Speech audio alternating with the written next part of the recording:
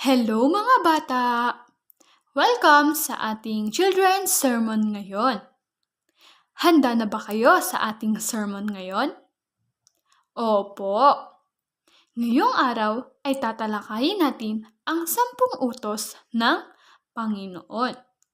Pero bago tayo magsimula, sabay-sabay nating basahin ang ating Bible verse ngayon. Deuteronomio chapter 4 verse 2. Huwag nyo itong daragdagan ni babawasan. Sundin nyo ang mga utos na binigay ko sa inyo mula kay Yahweh. Ngayon mga bata, nakagawa na ba kayo ng kasalanan katulad ng pagloloko, pakikipag-away sa kapatid, pagkuha ng bagay na hindi nyo naman pag-aari, o kaya pagsisinungaling? Naku! Mali iyan. Kaya ngayong araw ay tatalakayin natin kung ano nga ba ang mga kautusan na binigay ng ating Panginoon. Unang utos. Huwag kang sasamba sa ibang Diyos maliban sa akin. Ayan mga bata, mahilig ba kayong maglaro ng Call of Duty, Mobile Legends, Roblox o kaya Minecraft? O kaya mga iba pang online games. Tapos nawawalan na kayo ng oras para magpuri sa ating Panginoon? Dapat kung tayo ay lagi mong maglalaro ng Call of Duty, Mobile Legends, Roblox at Minecraft at kung ano pang mga online games, dapat pa rin tayong maglaan ng oras sa ating Panginoon. Sabi nga sa Bible verse na Genesis chapter 35 verse 2. Kaya't sinabi ni Jacob sa kanyang sambahayan at sa lahat ng kasama niya, itapon ninyong lahat ng Diyos ang taglay nyo. Maglinis kayo ng inyong katawan at magbihis kayo. Ikalawang utos. Huwag kang gagawa ng imahen ng anumang nilalang na nasa langit, nasa lupa, o nasa tubig upang sambahin. Ayan mga bata, nakikita niyo ba ang Diyos gamit ang iyong mga mata?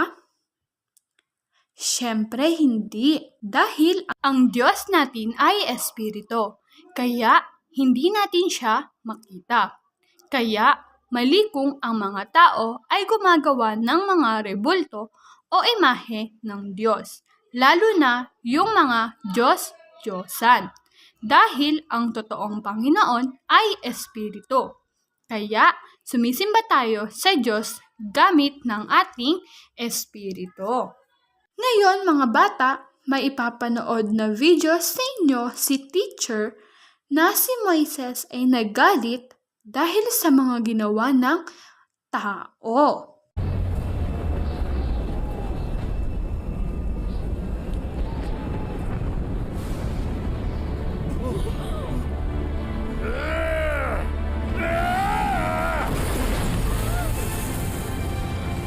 Ikatlong utos.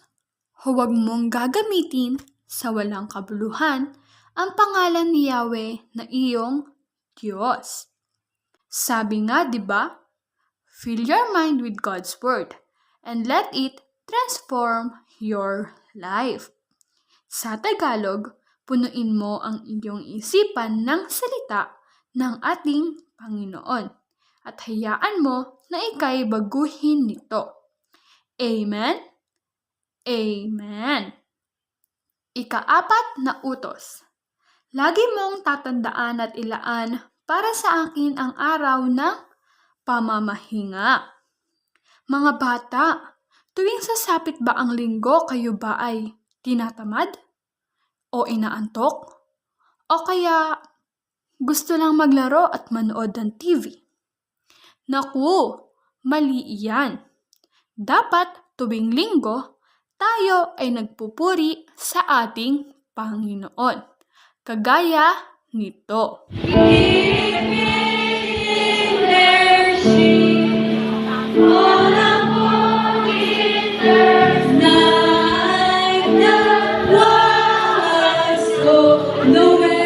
Ayan mga bata, kung natatandaan nyo, hanggang ika-4 na utos lang ang ituturo ni teacher ngayon. At sa susunod na sermon, ituturo ko naman sa inyo ang 5 hanggang 10 utos ng Panginoon. Ngayon mga bata, it's our quiz time! It's quiz time with Zaki! Mga bata, ano ang ating Panginoon? A. Tao, B. Espiritu, C. Rebulto.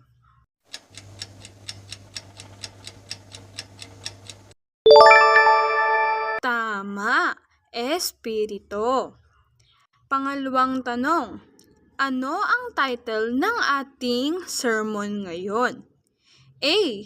5 utos, B. 4 na utos, C. 10 utos.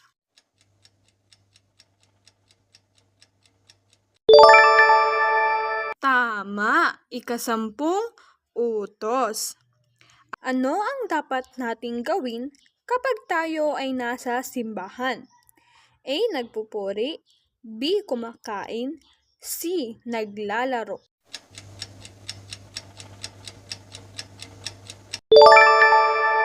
Tama, nagpupuri. Ngayon mga bata, ano ang inyong natutunan sa ating sermon ngayon? Siyempre, ang maging priority ang ating Panginoon sa lahat na bagay. Bago matapos ang ating sermon ngayon, sabay-sabay nating basahin ang ating Bible verse ngayon, Deuteronomio chapter 4, verse 2. 1, 2, 3. Huwag nyo itong daragdagan ni babawasan. Sundin nyo ang mga utos na binigay ko sa inyo mula kay Yahweh. Amen. At dito na nagtatapos ang ating sermon ngayon.